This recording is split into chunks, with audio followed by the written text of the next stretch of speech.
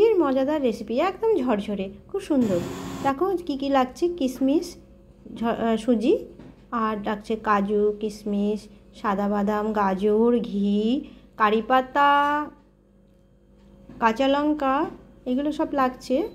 আর লবণ, হলুদ স্বাদ অনুসারে, চিনি। আর তো এবার সুজিটাকে আমি গরম কড়াইতে ভেজে নিলাম নেড়ে চেড়ে, খুব না, তারপরে ঘি দিয়ে কাজু বাদামটাকে ভাজলাম, যত যা যা নিয়েছি ভাজার মতো সবগুলোই আমি ভেজে নেবো একটু একটু করে।